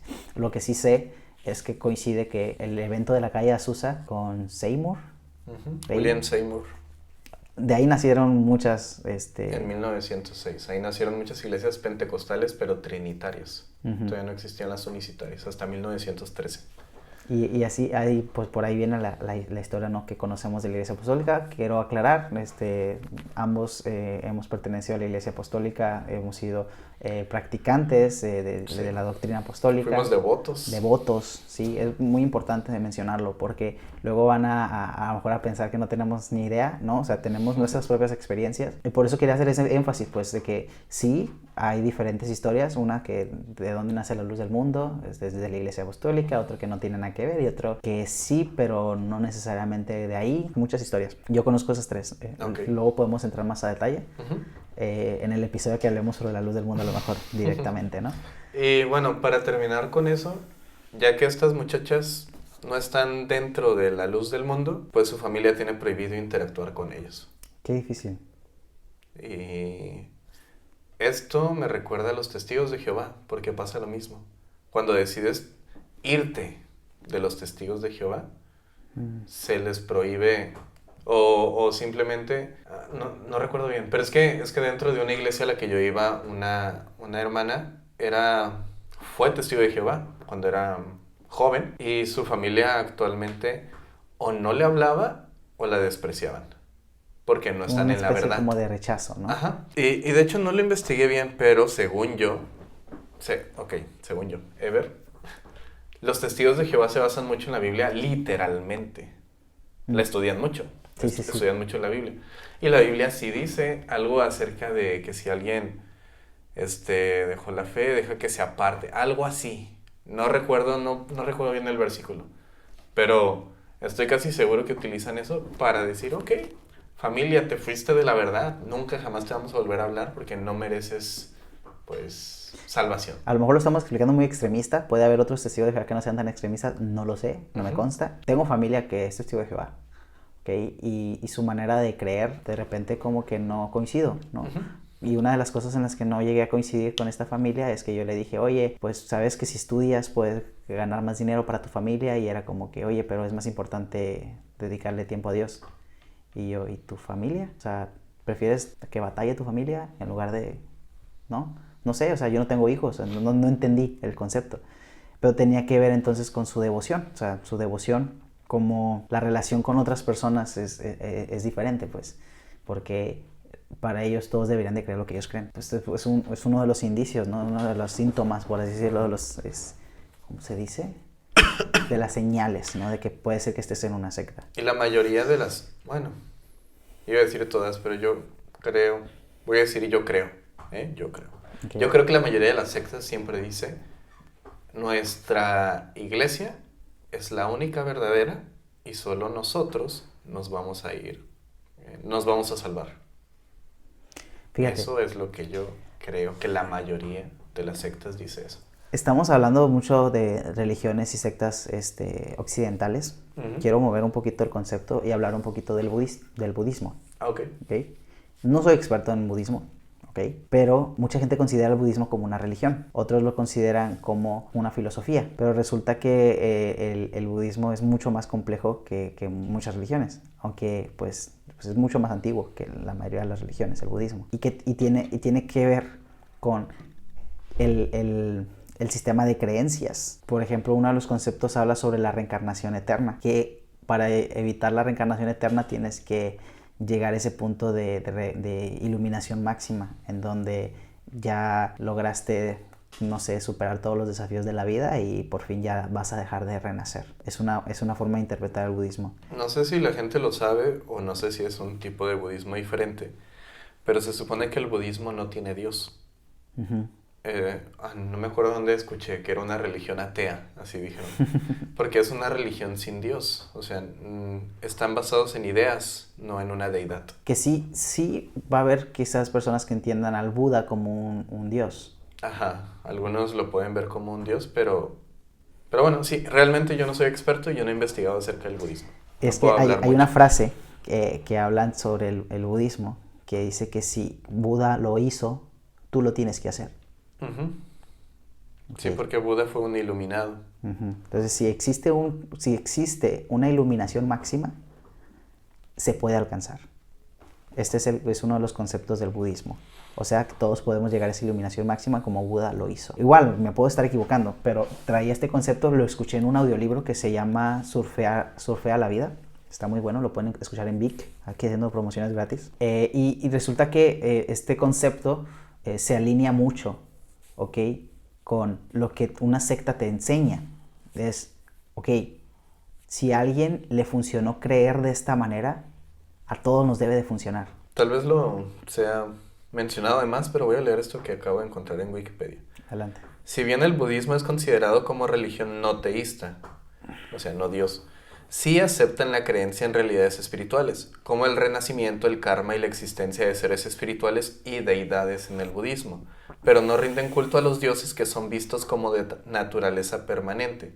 Las deidades son seres iluminados que han alcanzado la iluminación como los budas, o son considerados una representación de estos. Su trato a estos difiere mucho del concepto tradicional occidental de deidad. O sea, básicamente creen que existen los seres espirituales, pero no les rinden culto. ¿no? Vamos a ponerlo así. Creo que sí es importante mencionar esto porque el Dios del cristianismo quiere una devoción completa, ¿sí? Mucha gente te va a decir que Dios va a respetarte y Él toca la puerta de tu corazón y ese tipo de cosas que no están en la Biblia, ¿ok? Que en la Biblia nunca dice que toca la puerta de tu corazón, que Dios es un caballero, tampoco dice la Biblia. Tratan de interpretarlo a su manera, como ellos lo entienden, a su manera de entender a Dios. Y a veces es gente que no ha leído el Antiguo Testamento y que no entiende lo complicado que es hablar de Dios, que no solamente es hablar del Nuevo Testamento, que yo soy una persona que cree que no es necesario leer toda la Biblia completa para ser salvo. Si fuera necesario, pues cuando no existía la Biblia la gente no se hubiera salvado, pero ese es un tema que yo creo, ¿no? Yo creo que hubo gente que se salvó antes de que existiera la Biblia. Hay gente que puede creer que solamente se salvan los que leen cierto libro, ¿no? O sea, si tú naciste después de esta fecha que existe el libro, puedes ser salvo. Y luego está el concepto de los espíritus encarcelados, ¿no? Que salvar a los de antes. Hay que salvarlos bautizándonos por ellos. Sí, sin irnos en tantos conceptos sueltos, me quiero quedar con cómo el sistema de creencias termina siendo a veces impuesto de tal manera que no te permiten creer de otra manera y desarrollar tu juicio, desarrollar tu razonamiento. Y llega un punto en el que te controlan. Porque si ya tú crees de una manera, existe la posibilidad de que a través de ciertas palabras, eventos o acciones, tú termines decidiendo hacer algo en contra de tu voluntad o de tu juicio completamente. ¿Qué pasa? Por ejemplo, voy a poner algo así bien, que no tiene nada que ver con religión. Desde chico te enseñan que está mal fallar. Te equivocas, te pegan. A mí me pegaban, ¿ok? No voy a hablar sobre si me pegaban por fallar, pero a mí mis padres me permitían equivocarme, ¿ok? O sea, no, si me equivocaba, si me iba mal en la escuela, hablaban conmigo y trataban de ayudarme, pero nunca me dijeron que estaba mal sacar malas calificaciones. En general saqué buenas calificaciones y cuando las empecé a sacar mal, sí sentía a mi padre como un poquito triste, pero no me castigaron. Okay. No me pusieron... No te impusieron perfección. No sé qué significa perfección en el contexto, pero digamos que para mí siempre fue fácil sacar buenas calificaciones sin hacer mucho esfuerzo y cuando necesité hacer esfuerzo mis papás me ayudaron. Entonces llegué a un punto en el que desarrollé esta, digamos, no sé, esta como fortaleza, voy a decir que hay una palabra que se me está olvidando. Desarrollé la habilidad, voy a decirlo así, de no preocuparme por las calificaciones. Okay. No medirme mi valor como persona por una calificación que era a veces completamente subjetiva del profesor. O sea, no había una manera de, oye, me puso 9, merecía 10. No, te voy a dejar 9. Y ya, no puedes hacer nada, ¿no? Porque el profe quiso. Esto me afectaba en algún punto de mi vida, pero como vi que pues, no era algo que me enseñaran en casa, fue perdiendo valor y llegó un punto en el que llego a la universidad y empiezo a reprobar y todo y no siento como que esté mal y al final me gradúo. Y sigo ese sistema de creencia todavía en el que digo, oye, está bien equivocarse, no pasa nada, si te equivocas, si repruebas, no pasa nada. Pero hay mucha gente, Ever, que cree que está mal equivocarse. Y entonces piensan que elegir una carrera para estudiar tiene que ser la correcta, la elegida a la primera. Y si te equivocas de carrera, mejor no le digas a nadie, termina mejor la carrera. No le digas a nadie que te equivocaste. Y si no te gusta la carrera que elegiste, no, dedícate a eso. No te preocupes, sigue estudiando lo mismo, aunque no te guste, que nadie se entere que te equivocaste de carrera. Es una vergüenza equivocarte de carrera, pero así mucha gente estudia algo, se dedica a cosas que no le gustan. Tú dedícate toda tu vida también a eso. Y ese sistema de creencias se va repartiendo en todas las personas a tal punto de que se sacan deudas para estudiar la universidad y llega un punto en el que se frustran tanto o abandonan la universidad o simplemente la terminan y no ejercen. ¿Por qué estoy diciendo todo esto? El que tú tengas una manera de creer te afecta, ¿ok? Y tú dices, bueno, hasta ahí. No. ¿Qué va a pasar con esas personas que tienen familia? Le van a afectar a sus hijos el no haber estudiado. Porque uno piensa que con una carrera ya está bien. Otros piensan que la pura prepa está bien. Otros piensan... Y no se trata de que esté bien o esté mal estudiar o no estudiar. El problema no está en que está bien o que está mal. El problema está en que tú creas que está bien porque alguien te dijo que está bien. o que creas que está mal porque alguien te dijo que está mal y no puedas desarrollar tu propia convicción. ¿No quieres estudiar la prepa? Muy bien, ¿por qué? ¿No quieres estudiar la universidad? Muy bien, ¿pero por qué? ¿No quieres ir estudiar otra carrera? Muy bien, ¿pero por qué? ¿Quién te enseñó que nada más era una carrera en toda la vida? ¿Quién te enseñó que tienes que estar estudiando y estudiando todo el tiempo? ¿Quién te enseñó que no debes de tomar vacaciones?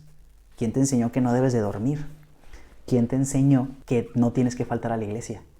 ¿Quién te enseñó que estaba prohibido leer otros libros? ¿Quién te enseñó que tienes que solamente creer en este Dios? ¿Y quién te enseñó que tú eres el que manda en la casa? A veces te van a decir que viene en la Biblia. Léela a ver si es cierto. A veces te van a decir que lo dijo tal persona. Se levantó, predicó, él lo dijo. Si él lo dijo es verdad. Investiga. ¿Qué opinan los demás? Porque cuando llegamos a la vida adulta, necesitamos entender también que en parte es nuestra responsabilidad dejar de creer lo que nos daña y daña a los demás. Me estás recordando ahorita, hace rato también oí un podcast acerca de una ex mormona, de que ella empezó a cuestionarse muchas cosas acerca de la iglesia de los santos de los últimos días que estaban sucediendo. Y es como, pero ¿por qué está pasando esto? ¿Por qué están controlando esta parte de mí? ¿Y en qué se basa? ¿De dónde viene el libro del Mormón? Y no sé si lo dije, pero se supone que la Biblia es autoridad, ¿no? Es el libro que guía a la iglesia de los santos de los últimos días. El libro del Mormón también. La perla del gran precio también. Y la otra que no me acuerdo cuál es, pero son 4. Son 4 libros. Se supone, ella dijo eso, porque a mí me lo dijeron. Se supone que los 4 están al mismo nivel. Pero ella menciona, pero en realidad el libro del Mormón es el que está al más nivel. Porque el libro del Mormón se tiene que estar leyendo constantemente, mucho más que los demás libros. Y el libro del Mormón se supone que Dios se lo reveló a José Smith a través de unas planchas que él veía, a través de unas rocas, algo así. El punto es de que él era el único que podía verlo. Él era el único que podía traducirlo, entenderlo, y que cuando terminó, pues el ángel Moroni se las llevó. Y ella pues empezó a investigar porque no lo pintan tan fantasioso como fue. Lo ponen como que más de parte de Dios, lo ponen más espiritual. Pero ella empezó pues a analizarlo de una forma... Ella intentaba ser sincera y ser lógica, y dijo, no, pues todo esto es manipulación y mentira. Menciona muchas cosas del por qué, ¿no? Solo estoy medio hablando de lo que ella menciona, pero creo que tiene que ver un poco con el cuestionar de dónde y por qué. Así como tú y yo nos cuestionamos, estoy seguro de que tú y yo nos cuestionamos, ¿qué onda con Jesús? ¿Fue una persona de verdad o fue un invento? Tú y yo nos cuestionamos y nosotros ya llegamos a nuestras respuestas. Entonces está súper bien el hecho de hacerse preguntas. Uh-huh. Pero sí, también está súper mal no hacerse las preguntas. Uno puede decir, bueno, deja a cada quien que crea su propio Dios. Ojalá fuera tan sencillo. Porque uno dice, pues que si no le hago daño a nadie, ¿de verdad crees que no le estás haciendo daño a nadie? Al imponer tus creencias a otros. Porque quiero hablar de un tema muy fuerte que es el proselitismo. Uh-huh. ¿Okay? Proselitismo, definamos proselitismo como tratar de ganar adeptos a través de la predicación. ¿Okay? Quiero que haya más miembros en mi organización o secta, como quieras llamarle. El proselitismo tiende a tener una connotación de tienes que creer lo que yo creo. A mí no me gusta, sinceramente, decirle a la gente que tiene que creer lo que yo creo. Porque yo creo que hay un infierno, ¿sí? A lo mejor por eso soy más infeliz, o sea, puede ser. Pero yo creo que hay un infierno y yo creo que va a haber un castigo eterno. Y entonces yo tengo esta imagen en mi cabeza. Suponiendo que hay un castigo eterno, todos los seres humanos, sin ser salvos, vamos caminando hacia el precipicio. ¿Ok? Te estoy hablando de cómo yo defino el castigo eterno, con una analogía. Si veo que va a haber un montón de gente caminando a un precipicio, la voy a intentar detener. Pero resulta que mi trabajo como cristiano, según mi creencia cristiana, yo como cristiano no tengo la obligación de detener a la gente que se caiga al precipicio. Puede ser muy cruel para algunos. Pablo lo dijo de otra manera, bien triste. Dijo Pablo, si fuera posible que yo perdiera mi salvación y dársela a ustedes, lo haría. O sea, preferiría estar por la eternidad lejos de Cristo con tal de que mis hermanos judíos fueran salvos. Ujú. Ever, te soy sincero, yo no creo igual que Pablo. Me da mucho miedo pensar en perder mi salvación, porque yo creo que soy salvo, pero esa es mi convicción. No tiene que ver con que haya hecho algo para ser salvo. Mi convicción está basada pues en ciertas creencias. Sobre lo que dijiste sobre que Jesús resucitó, murió y resucitó. Entonces, cuando yo me imagino que la gente se va a perder, digo, creo que me gustaría que no se perdieran. No tengo a lo mejor la misma pasión que Pablo tenía al decir, pues me pierdo yo y que se salven los demás. Pero tengo esa como mentalidad de quiero que se salven las personas. Pero yo entiendo que por otro lado existe mi aportación a la sociedad y cómo quiero que la gente se salve. Pues resulta ser que yo no soy quien va a salvar a la gente, que Jesús ya la salvó y que mi trabajo es decirles que son salvos, no convencerlos de que se salven. ¿Por qué hago este énfasis del no convencerlos? Porque cuando llegamos a un punto del convencimiento, a veces el convencimiento se transforma en imposición. Por ejemplo, enseñarle a los niños una forma de cómo funciona el mundo y no permitiéndoles saber si existen otras formas de pensar. Llega un punto en que los niños crecen y decimos, instruye al niño en su camino y aun cuando fuere viejo no se apartará de él. Y yo digo, qué dañino es este versículo. Y es un versículo bíblico, si no me equivoco, está en un proverbio. Dices tú, oye, pero está en la Biblia, es bíblico. A mí no me importa que sea bíblico. A mí lo que me importa es el daño que causa en la sociedad el que un niño crea que la única forma de creer es lo que creen sus padres. Que está bien que los niños crean solo lo que creen sus padres. Lo que está mal es que sus padres crean lo que creen otras personas y se lo impongan a sus hijos. Que no les enseñen a desarrollar el razonamiento. Sobre ese versículo que dices, la verdad no me acuerdo, pero hace mucho leí. Te digo, me gusta leer los comentarios bíblicos. Entonces hay muchas interpretaciones acerca de ese versículo y creo, si es que no la estoy inventando en mi cabeza, Tu interpretación. creo que había escuchado o leído que decía, instruye al niño en su camino, y se refiere al camino del niño. La idea que él desea tomar, instrúyelo en su camino y así cuando sea viejo no se va a apartar de ese camino. Algo así había leído o escuchado, o lo vuelvo a repetir, tal vez lo estoy inventando, pero no tengo el contexto de eso. Pero tienes razón, hay mucha gente que toma este versículo tal cual como se escucha. ¿Cómo se escucha? O como se puede interpretar. Instruye al niño en los caminos, digamos, del cristianismo en el que estás tú, y ya cuando fuere viejo no se va a apartar. Hay un montón de niños que se apartan. La TLA dice, educa a tu hijo desde niño y aun cuando llegue a viejo seguirá tus enseñanzas. Esto es algo que a mí me sucedía mucho cuando estaba en la secundaria. Mi mamá me enseñó muchas cosas, unas que agradezco que me las ha enseñado y otras que digo, nunca debió haberme enseñado esto, ¿no? Ya que soy adulto me hago responsable de cómo actúo. No le voy a echar la culpa a mi mamá por mis actitudes de adulto, ¿no? Pero cuando estaba en la secundaria, recuerdo que a veces no quería hacer ciertas cosas porque me acordaba que mi mamá me había dicho que estaba mal. Yo no sé si a otros les pasa igual, ¿no? Porque a lo mejor hay padres que no se involucran, pero a mí mi mamá sí me decía ciertas cosas. Esto no está bien. Y a veces habían enseñanzas que mi mamá me decía, esto no está bien delante de Dios. Entonces, quizás mi mamá pensó que yo respetaba sus enseñanzas porque venían de parte de Dios. Pero la verdad es que yo las respetaba porque venían de parte de ella. Ahora que soy adulto, yo hago mis propias investigaciones, mis propias conclusiones, convicciones, pero no puedo evitar en algunos momentos que sus enseñanzas me influyan en las decisiones que tomo. A veces por sus enseñanzas hay cosas que me duelen, hay cosas que me entristecen. Y a veces digo, pero ¿por qué pienso de esta manera? ¿Por qué me duele tanto? ¿Por qué me afecta? ¿Por qué no puedo hacerlo? Y a veces es porque de niño me enseñaron. Y vale la pena preguntarse si cuando me lo enseñaron a lo mejor me fue útil, pero ahora ya soy un adulto. A lo mejor ya no me sirven estas enseñanzas y necesito nuevas enseñanzas. No sé si tú has platicado en algunas ocasiones de algunas enseñanzas que tenías de niño y que después dijiste, oye, esto yo pensé que era la única verdad.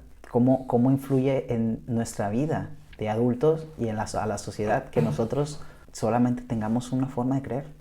Hace poco, bueno, no sé si tú crees en el rapto, pero hace poco el Instagram de No Convencida subió un video donde se les ponía de chicos, porque ella también fue cristiana desde chica, se les ponía desde chicos de que el rapto iba a ser en cualquier momento y quienes se iban a quedar se iban a quedar en la gran tribulación y, digamos, psicológicamente hay muchas amenazas. Sí, como, hey, agárrate, te quedas, ¿no? Uh-huh.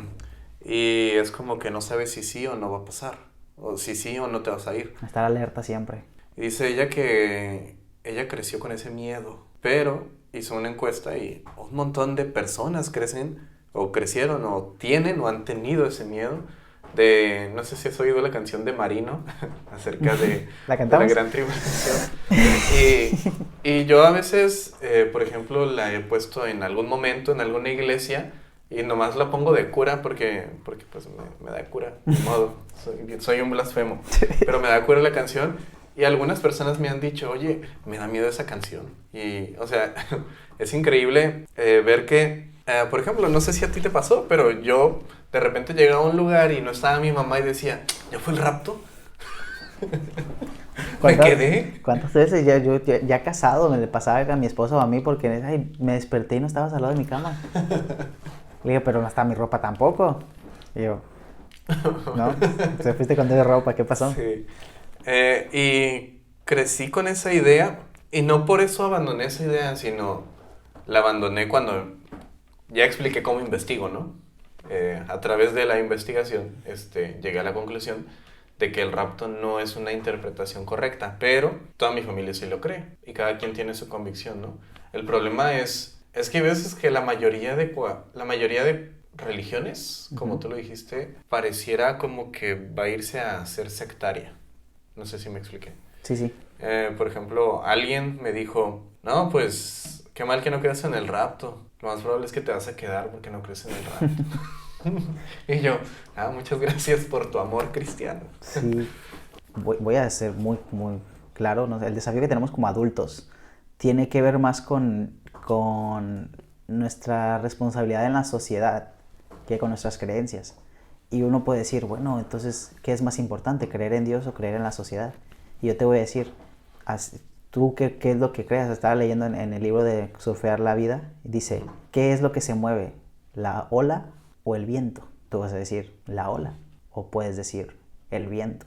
Y vas a estar equivocado, a lo mejor, porque quizás lo que se mueve solamente es tu mente. Creo que el creer que algo es sin lo otro, esto es y esto no, nos hace perdernos también.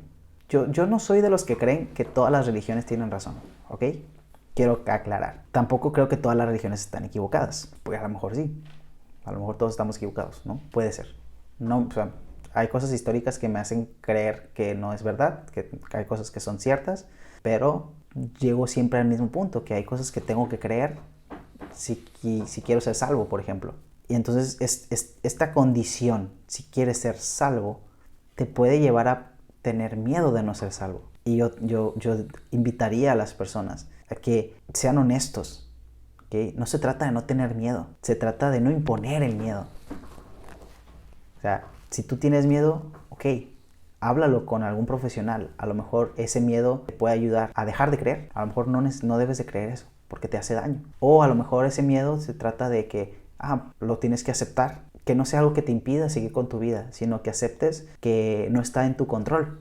A lo mejor el ser salvo. Porque unos te van a decir, es que si no haces, pero eso también está contradictorio con lo que nos enseña la Biblia, que la salvación no es por obras. Pero luego también nos enseñan que la fe sin obras es muerta, ¿no? Entonces, de repente nos empezamos a contradecir y no nos ponemos de acuerdo. Y a mí me gustaría que nos pusiéramos de acuerdo con una cosa, que la sociedad no necesita religiones. No necesitamos religiones para vivir en sociedad. No hace falta que la gente crea que Dios existe. La psicología se puso de acuerdo en estudios recientes que necesitamos ser personas espirituales todavía, pero no religiosas. No necesitamos una religión para ser espirituales. Y existen muchos grupos, digamos, religiosos, como lo dijimos, como el budismo, que tienen cierta creencia espiritual, mas no llegan al punto de devoción hacia una deidad, por así decirlo, o hacia una figura. Y me gustaría que nos enfocáramos más en de qué manera mi forma de vivir y de creer, mi forma de actuar y de creer, benefician a otras personas. Y de qué manera también no perjudican. Porque está bien si no quieres ayudar a la gente, pero no está bien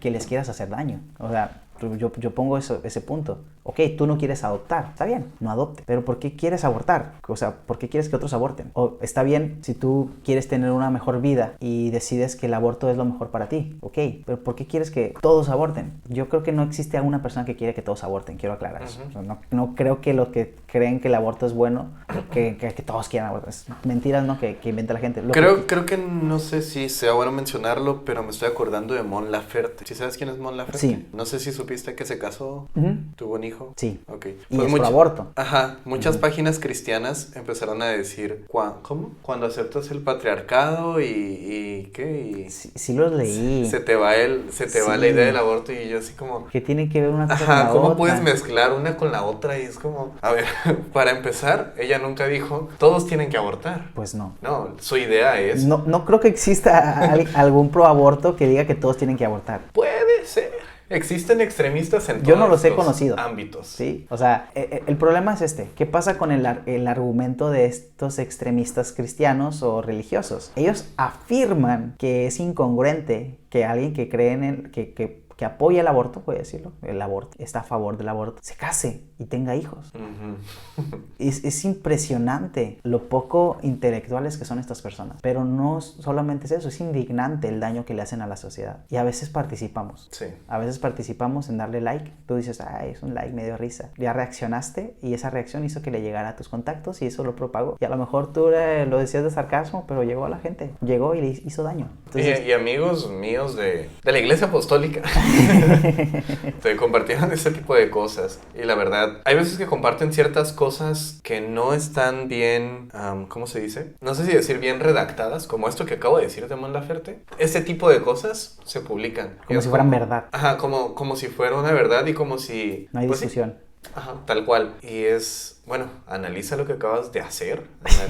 Analiza qué es lo que, digamos, lo que predica Mon Laferte y pues que no tiene nada que ver con lo que estás tratando de argumentar, ¿no? Pero ok, esto sucede en todas partes. Dentro de, este podcast de alguna forma pareciera, o sea, este episodio pareciera como que le tiramos a muchas denominaciones, pero no se preocupen, yo también fui sectario, yo también lo fui, sinceramente. Yo creía que dentro de la religión en la que estaba, bueno, de la denominación en la que estaba, no había más salvación, porque así se me enseñó. No había otra forma de creer, porque así se me enseñó. Y yo pensaba que no se podía enseñar otra verdad más que la que yo ya tenía. Y ahorita que estoy conociendo más, bueno, ya hace tiempo que estoy empezando a conocer más ideas o interpretaciones, me digo, qué gran daño hice, porque dañé a mucha gente dentro de la organización en la que estaba, diciéndoles, no, es que esto es así y esto es así. Oye, no, pero la ciencia esto. No, la ciencia no, la Biblia. O sea, de verdad me arrepiento de eso porque es increíble que así fui adoctrinado. Y probablemente muchos dirán, no, pero yo no fui así adoctrinado, yo sí sabía que esto y aquello. Ok, pero esto es la vivencia que yo tuve y que muchos otros han tenido y que muchos otros están teniendo, no solo dentro de la organización en la que yo crecí, sino dentro de otras organizaciones cristianas. Bueno, de mi parte yo digo e invito a que reflexionemos en qué forma hemos como que sacado nuestra cara sectaria. No sé si está bien a decir eso, pero me gustaría que eso pensáramos. Que nos quedemos con esta reflexión de en qué punto nuestras creencias las empezamos a imponer. En qué punto, por ejemplo, creemos que negarle la información a la gente está bien. Porque a mí se me llegó a enseñar como, no le digas esto a tal persona, yo voy a hablar con él. ¿Qué es eso? Ya empiezas a negar información, ya empiezas a prohibirle a ciertas personas saber cosas, te empiezas a reunir en grupos en donde solo cierto grupo selecto sabe y los demás no, y hay diferentes clases. Me acuerdo que estaba en cierta organización, en una escuela de ahí, y eran puros pastores, entonces se mencionaban ciertas cosas, tanto que una persona, bueno, un pastor o algunos pastores dijeron, este tipo de cosas no se deben de mencionar frente a ellos. Y bueno, y después de las menciones que hicieron, ahí es donde empecé a sospechar muchas cosas de, espera, lo que yo creía entonces no era así porque él lo dijo, pero tengo que investigar eso que acaba de decir. Y pues poco a poco muchas cosas se dieron, ¿no? Tú me habías dicho, esta organización de la que sabes que estoy hablando, no es una secta, tú me lo dijiste, me parece que me lo dijiste la semana pasada. Y te lo expliqué, o sea, pero si quieres continuar. Sí, me dijiste, esto no es una secta y pues en verdad no es una secta, pero los miembros pues suelen hacer la secta. No sé cómo mencionar esa frase. Voy a agarrar el ejemplo de salir de una secta. Ok. Porque ella no sabía que pertenece a una secta. Esto no es la regla, pero suele ser muy común que la gente no sabe que pertenece a una secta. Entonces, algunas de las señales que podemos encontrar son como esto de que te nieguen la información. Es una de ellas. Que te digan, no, esto tú no lo debes de saber. O que no te digan, no te enteras los secretos de la iglesia, por así decirlo. O que luego te hagan sentir mal porque tomes ciertas decisiones. Hey, que puse música reggaetón. No sé. A mí no me gusta ciertos artistas, ¿no? Pero el reggaetón no es algo que me desagrade, pero había ciertas canciones que me gustaban. Y aprendí a bailar breakdance por mi cuenta. Mi mamá nunca me dijo que estaba mal, ¿ok? Y llego a ciertos grupos y me dice, hey, que bailar está mal, lo que debes hacer es danzar. Y si bailas, estás pecando. Y si escuchas esta música, estás pecando. Y si vas a cierto lugar, estás pecando. Y te van a decir, es que no te están obligando. Bueno, pero te manipulan psicológicamente para que creas que si lo haces, estás mal. Y que tienes que cambiar tu manera de pensar para creer que deberías de dejar de querer hacer esas cosas. Porque si quieres hacer esas cosas, quizás hay algo mal en ti. Esa es la manera en la que nos empiezan a dañar. Y nos afectan en nuestras emociones. Porque de repente, a lo mejor, te voy a poner un caso bien sencillo. Yo soy una persona que no sabe tomar alcohol. Así, abiertamente lo digo. No sé tomar alcohol. Y nunca me ha llamado la atención, nunca me ha gustado. Lo he probado y es como, no encuentro el chiste, ¿no? Pero he tenido la oportunidad de probar ciertas bebidas alcohólicas que tienen un buen sabor. Que no tomaría mucho porque no puedo, porque no sé, más bien. Entonces, hace poco se me ocurrió, dije, pues voy a empezar a probar vinos. Quiero como empezar a probar diferentes vinos. Y le comenté esto a unas personas de mi trabajo y me dijeron, oye, nada más te digo que cuando entras al mundo de probar vinos ya no sales. Parecía que me estaban advirtiendo que me iba a meter a una secta. Y como que dije, ya no sé si quiero probar vinos, ¿no? Pues me sentía amenazado. Sí. Ojalá sí nos sintiéramos. Ojalá nos sintiéramos amenazados cuando nos intentan manipular con creencias. En una ocasión, un personaje me dijo, mira, mi esposa se está enfermando porque tú me causas muchos problemas y por tu culpa mi esposa está enferma. Y yo, ¿y no será igual que es usted el esposo y por culpa de ustedes está enferma su esposa? Porque él nunca se preguntó si mi esposa estaba enferma, ¿eh? Y mi esposa estaba enferma. Casi por los mismos problemas, pero diferentes contextos, obviamente. Cada quien tiene sus propios problemas. Entonces mi esposa se enferma y esa persona me echa la culpa de que su esposa se enferme. Cuando mi esposa se enferma, yo empiezo a reflexionar sobre qué hice o qué puedo hacer porque a lo mejor yo detoné la enfermedad o a lo mejor pasó algo y empiezo a intentar tener la responsabilidad de mi matrimonio. No te voy a decir que de la mejor manera, eso ha sido un trabajo duro de reflexionar sobre qué de lo que hay en mí tiene que cambiar para que pues yo no sea quien dañe a mi esposa. Pero luego llega una persona y me dice que en su creencia, que los problemas que yo causo por creer diferente, por tener mi propia forma de creer, dañan a su esposa. Y esto que mi esposa llegara a decirme, hey, es que si tú pones tu forma de creer, también me hace daño a mí porque las personas me critican y me hacen daño a mí. O sea, imagínate estar en una organización en donde yo no puedo opinar porque van a criticar a mi esposa por ser mi esposa y que luego la traten como si ella no tuviera voz ni voto y que tú haces lo que dices. Como si fuera tu sombra, ¿no? Sí, como si ella no pensara. Le llegaron a tratar de estúpida. Ay, yo pensé que no pensabas. Yo, ¿qué es esto? ¿Qué es esto? No puedo seguir aquí. Después de eso yo me siento con mi esposa y le digo, oye, ¿sí sabías que yo no tengo que quedarme en esta iglesia? Y se queda mi esposa como en shock, ¿no? O sea, pensó que yo pues estaba en la secta sin opción de salir, que mi mente estaba ya pues como cerrada. Y cuando le dije eso, luego platiqué con una psicóloga y renuncié a mi trabajo y renuncié a la iglesia a la que iba, pues porque no era lo mejor, psicológicamente hablando. Nos manipulaban nuestra forma de creer, nuestras emociones y nuestros comportamientos, trataban de todo controlarlo. Y todo esto te lo pueden decir de muchas maneras, ¿no? Como era por tu bien y te formaste y te sirvió y todo te ayuda para bien. Pero yo digo, no es gracias a ti que desarrollé fortaleza psicológica. Tuve que ir al psicólogo. ¿Me lo vas a pagar tú? No, ¿verdad? Tuve que llevar a mi esposa al psicólogo. Tuvo que ir mi esposa sola al psicólogo cuando a lo mejor yo no estaba convencido y buscar ella ayuda sola. Y después yo tuve que aceptar que yo tenía que ayudarla. O sea, hubo muchas cosas que tuve que hacer. Y yo digo, ¿puedo darle gracias a Dios o puedo no hacerlo? Yo no me voy a pelear con Dios de si tengo o no que darle gracias. Yo simplemente voy a aceptar que Dios está en mi vida y que las decisiones que tengo que tomar las voy a tomar de acuerdo con mi esposa y voy a platicar con ella. Pero si alguien llega y me dice que mi esposa me tiene que obedecer y que sus problemas psicológicos son de ella y que no debería de tener dudas y que los problemas psicológicos de otras personas son también mi culpa y que todo es mi culpa, o sea, quizás no tengo que estar empatizar con esa gente. Pero no se trata de la gente, se trata de en qué punto. Y aquí quisiera que termináramos con esto. Ahorita das tu observación sobre esto.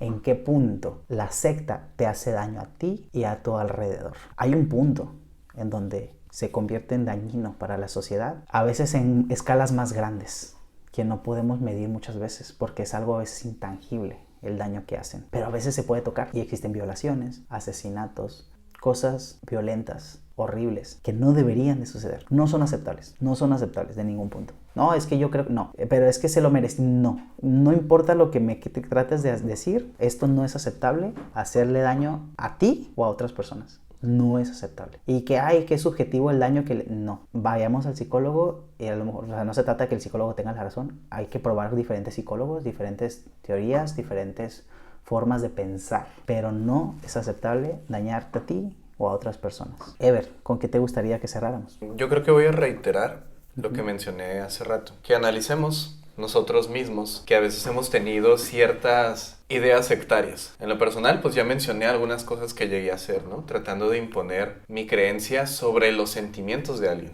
No me importaban sus sentimientos, me importaba lo que se me había enseñado. Según yo, me importaba la Biblia, pero me importaba lo que se me había enseñado y así tenía que hacer. Y no podía haber un no y no podía haber una duda.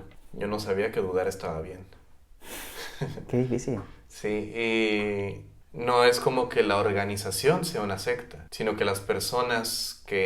algunas personas que están a cargo de ciertas iglesias o grupos suelen empezar a aislar. Ajá, aislar. Controlar. Exactamente. Y nosotros nos dejamos llevar por eso y empezamos a repetir esos patrones que ellos tienen y así comienza a suceder. Entonces, cada quien que analice qué está haciendo, cómo lo está haciendo, hacia dónde se dirige y si su familia es afectada, que sea positivamente. Siempre va a haber un negativo y un positivo, siempre. Pero que no sea algo que llegue a llevarte los extremos. Ajá, a los extremos, exactamente. Sí, decía por ahí Freddy Vega en una explicación, ¿no? Que la vida no se trata de izquierda o derecha, hay matices. A veces está bien estar en el punto medio, y sí. No tiene nada de malo. No me acuerdo dónde lo vi, pero decía, Dios no es blanco o negro, es gris o es arco iris. No necesariamente es uno nada más, sino es blanco y negro. Como cuando decíamos que si era hombre o mujer, ¿no? Y problemas. Muchos temas. Pero, ok, sí, he ido, como ya lo he mencionado, he ido a diferentes organizaciones. He estado solo un día en algún momento, he estado gran parte de mi vida en otras. Pero he aprendido que todo suele llevar a veces a eso, a que se vuelven sectarios y que tenemos la única verdad. Y son manipuladas las personas y ni cuenta se dan. Claro. Pero cuando lo empiezan a platicar, como que les sale algo. Hay una palabra, Ever, que aprendimos en salir de una secta, coercitivo. ¿Qué significa? Es manipulación sutil. Bueno, pues no te quieres quedar más tiempo en la iglesia, pues ya, esto es tu decisión. Bueno, no quieres ir los miércoles a la iglesia, no, pues, bueno, vamos a servir con los que sí están comprometidos. O no quieres orar tal día. Bueno, tu fe te falta. Bueno, no te preocupes, voy a orar por ti. Y te tratan de convencer sutilmente, sin que tú te des cuenta, te manipulan. Y tú dices, ¿por qué me hace tanto daño? Coercitiva es la palabra, coerción. Me encanta esa palabra. Quiero darle honor a una persona. No voy a mencionar su nombre por respeto porque no le pedí permiso para hablar de esta persona. Pero dijiste ahorita sobre que no sabías que dudar estaba bien. En una ocasión yo estaba predicando en una iglesia. Espero que esta persona escuche, si no se lo voy a mandar. Es anónimo. Y yo estaba predicando. Regularmente cuando predico me gusta interactuar con la gente, preguntarles cosas para saber qué sabe la gente. Y a mí me penalizaban mucho por hacer eso. Es como, tú predica y no me gusta. Y en una ocasión yo predicaba sobre que dudar era el principio para creer. Que el que no tiene dudas pues nunca va a creer porque ya está convencido pues. Pero que dudar era el principio para creer. Entonces yo pregunté, ya sabes, esas preguntas medio random, si hay alguien aquí que tiene dudas, que duda, de verdad, o sea, tiene dudas. Y una persona levantó la mano y habló y dice, yo la verdad es que tengo dudas, no estoy convencido todavía de que estoy en el lugar correcto. Y yo le dije, qué valiente, qué bueno que tiene dudas, porque usted va a creer e investigar, porque ahora que tiene dudas, a lo mejor al principio no creía nada y vino a la fuerza, pero ahora que empezó a dudar, puede empezar a aprender, a investigar, a cambiar su manera de pensar y a creer lo que quiera creer, pero no va a ser convencido por otras personas, sino por él mismo, porque él duda. Igual a lo mejor había otras personas que dudaban, ¿no? Pero él se animó a levantar la mano. No lo veo como un acto de valor, decir, ay, se expuso. No, sino yo lo veo más bien como un acto de valor hacia él mismo, de aceptar ese momento. Quizás le sirvió a él para aceptar que no tiene nada de malo tener dudas. Y yo le dije también, yo también tengo dudas. Y yo era el que estaba predicando y tenía mis dudas, imagínate. Bien apedreado y... ¿Qué te pasa? Ya no me dejan predicar desde entonces. Me gusta este versículo, Hechos capítulo 17, versículo 11. Los bereanos eran mucho más nobles que los tesalonicenses y escucharon gustosos el mensaje. Todos los días se examinaban las escrituras para comprobar si lo que Pablo y Silas decían era cierto. Uy, me encanta. Ellos dudaban, cuestionaban, preguntaban. ¿Te parece si terminamos con eso? Excelente. Vale, a ver, me gustó mucho el episodio de hoy, nos fuimos un poquito largos. Sí, nos extendimos. Igual empezamos unos minutos después, tuvimos cortes, a lo mejor eso también afectó, pero estoy muy agradecido por este proyecto. Creo que entre más episodios avanzan, más dudas tengo y quisiera hablar de todo y me gustaría tener la oportunidad de algún día tener como invitados a las personas de salir de una secta. Uh-huh. Creo que viven cerca de Tijuana, entonces estaría interesante. Órale, ok. Si están viendo esto, salir de una secta, etiquétenlos por favor en las redes sociales. Queremos hacerles la invitación, inclusive si es necesario, planear, pagarles todos los viáticos, todo lo que necesiten y tener un episodio aquí para hablar de lo que tengamos que hablar. Sí. Siempre hay muchos temas que hablar. Excelente. ¿Algo más que quieras agregar, Ever? No, es todo. Excelente. Chao. Hasta luego, hasta la próxima.